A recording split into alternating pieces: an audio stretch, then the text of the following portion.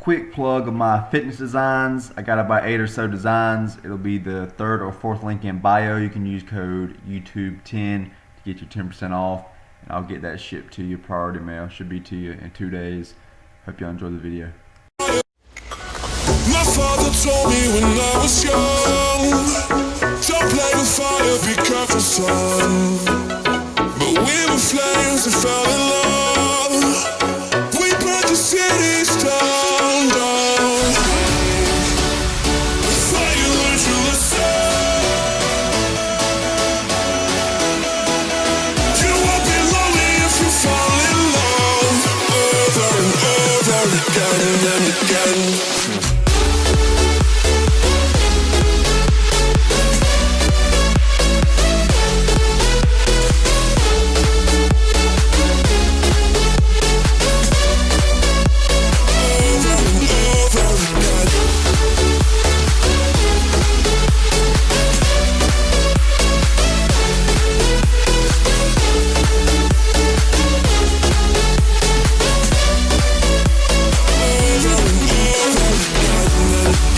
Alright everybody, just heading out to the gym here. Point of this video is basically, you'll see the title is probably going to be something like how to grow your delts faster, get bigger delts faster, something like that.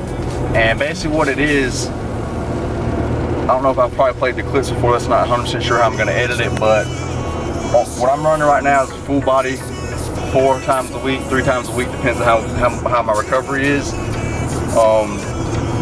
And basically how you can implement this without me knowing your split is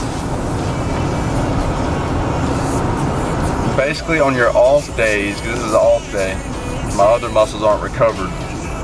My delts actually recover pretty darn fast. So on your off days, go in the gym, or if you got some dumbbells at home, you can do this with like a gallon of water. I've done that before when I was snowed in. I just worked out with like gallons of water and a couple dumbbells, and like did pull-ups off the deck and incline push-ups and things like that. So on your off days, go in the gym. Now for me, I cut it out. I cut out any kind of side raises or isolation work for my delts on my regular lifting days throughout the week. All I'm doing now is pressing. I used to do some side raises, but I've cut those out, and I've just been doing pressing with my full body for my side delts. And now when I come back in on this off day, I'm just hitting, the side raises, and I got a couple different variations y'all probably saw me do there if I haven't shown it there yet. But when I'm gonna start, because each variation, the little more you lean more, how you rotate your hands, it all hits the delt a little bit different heads of the delt in different areas.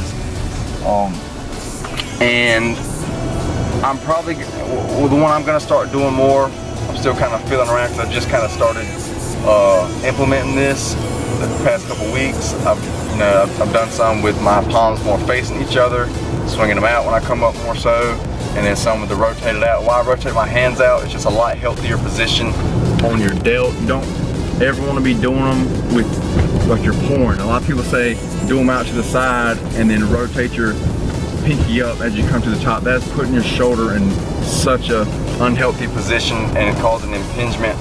It's just if you're not having problems with it now, you're probably gonna run into problems with it.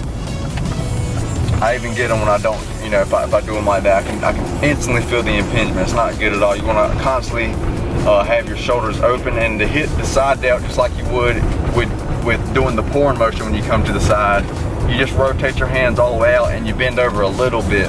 And it also matters how, if you come your arm straight out to the side, a little bit of an angle, every angle towards the front, it all hits your delt a little bit.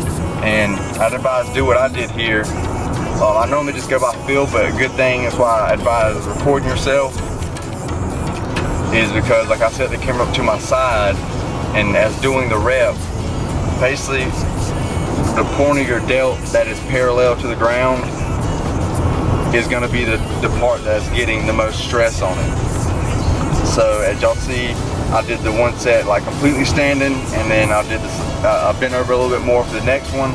and that one is hitting more of the side delt, and that's what I want to be going for more. And I'm actually seeing I need to bring my hands slightly, because I bend my hands a little bit. And so it's not necessarily where your hands are at, it's where your delt, it's where your elbow and where your delt's actually flexing at. As y'all saw, I was actually back a little bit. Now you don't want to be lifting your rear delt way back here. That's not a healthy position either. And I was kind of a little bit back, in, you know, a little bit far too back for my liking. So I need to bring that, I need to bring my arm, like say if my arm's here and I'm lifting, I need to bring it this way a little bit more, from here to here, and then keep the bend over a little bit, just a little bit of lean, and keep the external rotated hands and come up, and that's really going to be hitting right there on the side delt where I want it to be hitting. Like I said, it's actually be good to implement different variations of this. Like the first one I did was hitting more, let me drive right here, let me get some better lighting going so y'all can see the delt. All right, here we go. So the first one I was doing was more hitting kind of side, well this isn't the best lighting either, but damn it. It was kind of hitting, hope you don't see it. It was hitting more side delt and front delt a little bit, like right there where the two delts meet. Right there where the two delts meet, it was kind of splitting that right there and lifting them there. Right, oh this car's coming, hitting them like kind of right here.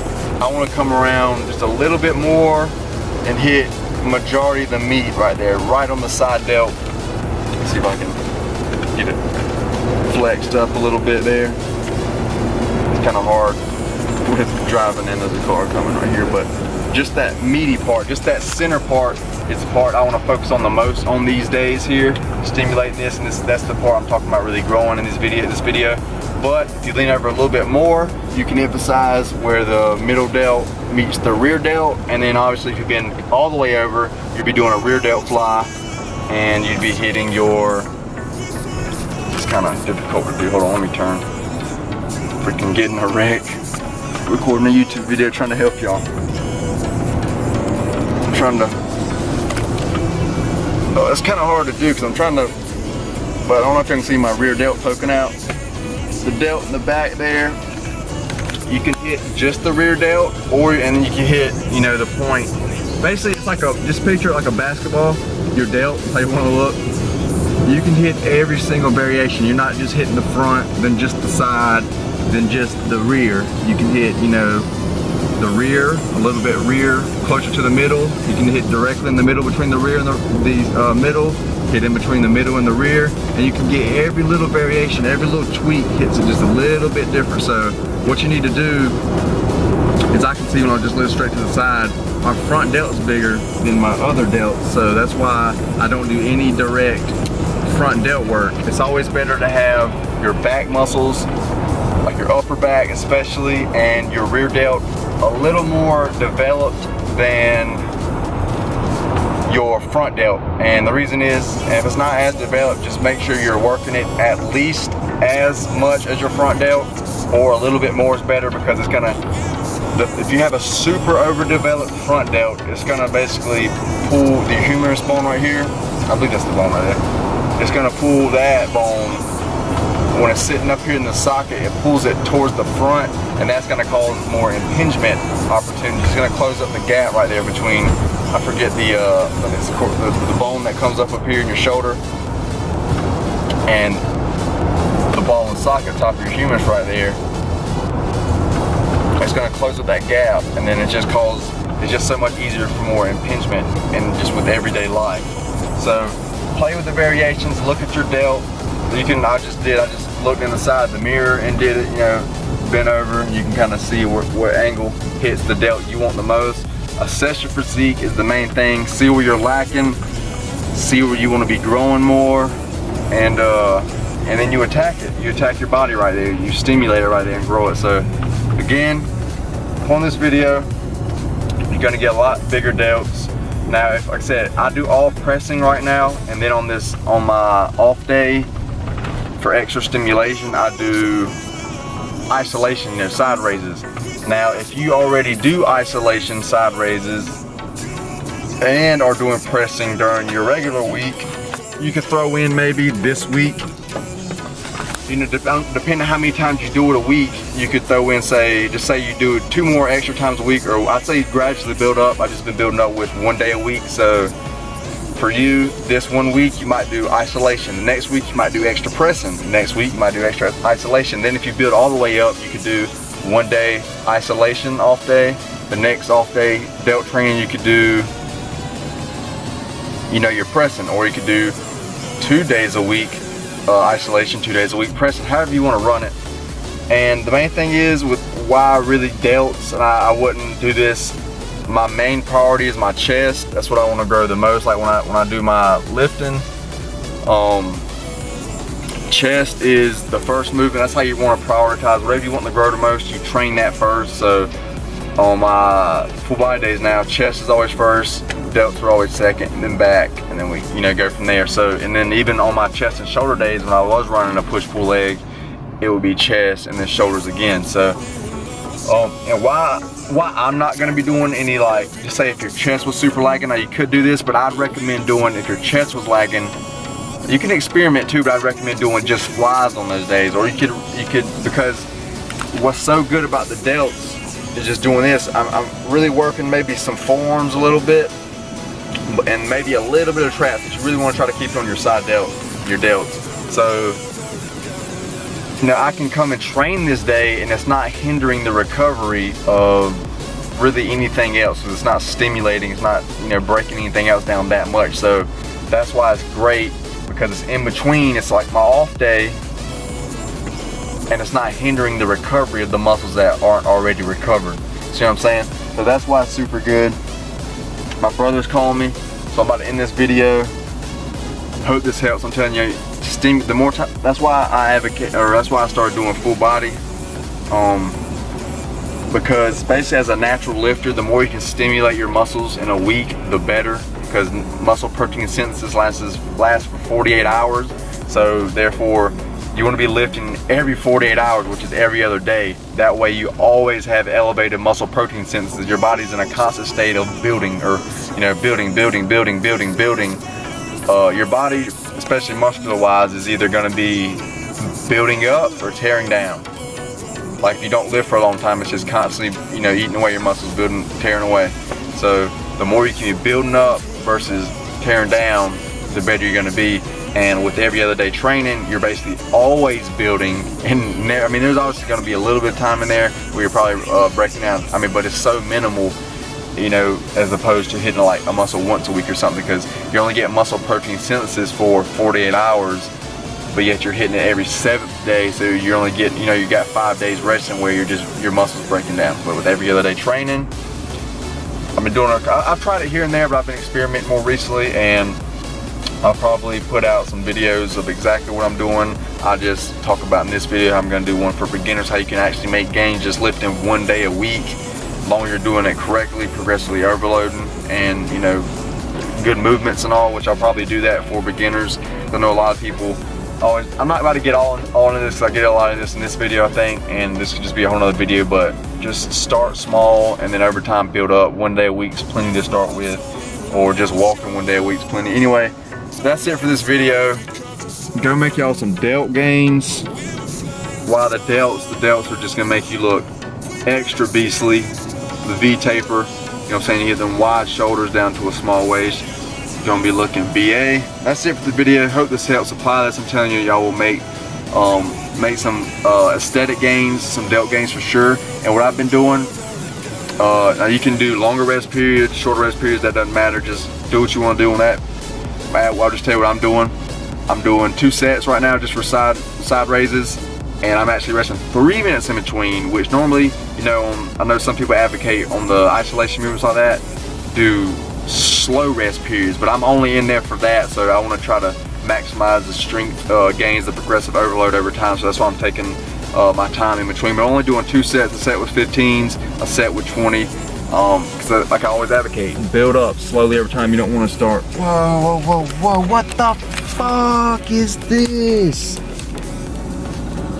What the freak? It's like 2 of the same bugs, but their tails are attached. Dude, only in a Kyle Gainey freaking video, bro. Only in a Kyle Gainey. Do y'all see this? They literally just flew up together. That reminds me of that Pokemon who's got like his tail, it's like a horse. That is mad wild. That is mad wild. They just literally flew up together. There's a Pokemon where it's like a horse, but like its butt and like its tail is a head or something. It's like, but the head's a head, so it's like got a head and a head. That's what that reminded me of the first time I saw that. It just flew off. Dude, that is crazy. I don't know if they're both flying or if one's carrying the other one. I don't know. I've never seen it before in my life. But dang, I lost what I was doing with that. But I think I was talking about doing it. Yeah, build up. So I'm just doing 2 working sets right now. You know, I'm just going in, hitting that. And last time I did that, I did some squats instead of the full body. Next time I just went ahead and did legs that day, so I didn't do legs the next day I was training. So build up over time. You know, after probably a couple more weeks of this, I may go up to 3, or I just may up the weight. You know what I'm saying? You want to be progressively overloading, but don't do it all. Don't go in there, okay, it's my first time doing it now, I'm gonna jump in, I'm gonna do 5 sets, and you ain't been doing it, and then you know you're gonna start getting some aches and pains probably because you're not gonna allow your body to recover. The whole point of this is to get in there, stimulate your muscle on your off days. It's just an extra stimulation day, extra stimulation session basically. You're not getting there and completely flying. I'm not getting there doing 10 sets to failure every single time, you know what I'm saying? But I am going to failure on these because the side delts, my side delts, they recover very fast and they very rarely get sore. So just going there, stimulating them again, just boosting the muscle protein synthesis for them, giving them another 48 hours to grow, to be building, and then getting out. Like I said, I mean, eventually over time, I may do 3 sets and then maybe 4. I don't know if I'll probably go on 4 and 3 or 4.